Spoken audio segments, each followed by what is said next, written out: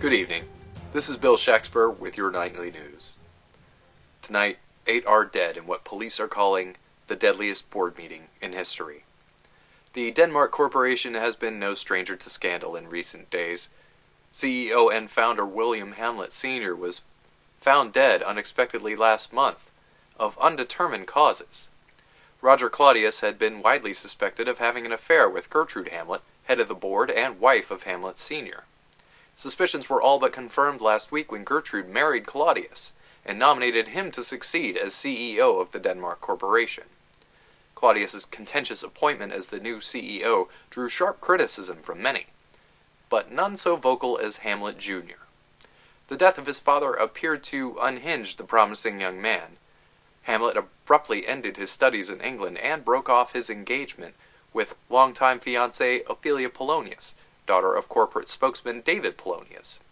Hamlet then wrote and directed a short guerrilla-style film called The Conscience of the King, a venomous satire portraying the analogue of Claudius as a murderous lecher. Denmark Corporation spokesman Polonius dismissed the film's accusations as bitter propaganda from a sick, grief-stricken child, but critics and officials took notice.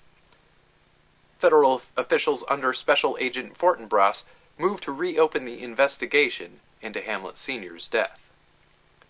Yesterday, an argument in a private meeting between Hamlet and Gertrude got so violent that Polonius charged the room to subdue Hamlet. Polonius was killed, a victim of what was called a psychotic reaction to Hamlet's paranoid delusion. Police ruled the death an accident and moved to commit Hamlet into psychiatric care. Laertes Polonius then vowed revenge and publicly challenged Hamlet to a duel.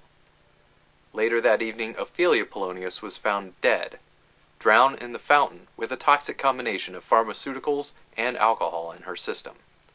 We now know that Claudius had employed assassins to attempt to kill Hamlet while being transported into psychiatric care.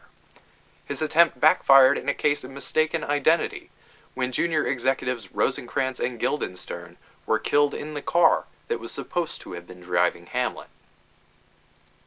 Hamlet was released from psychiatric care with the help of legal wrangling by Robert Horatio, and the two men returned together to Denmark Corporation headquarters to confront Claudius. What followed was described by a deeply shaken Horatio as casual slaughter.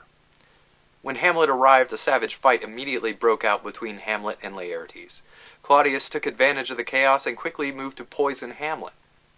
Claudius's scheme backfired again, and the poison cup intended for Hamlet claimed the life of Gertrude instead, and then Laertes.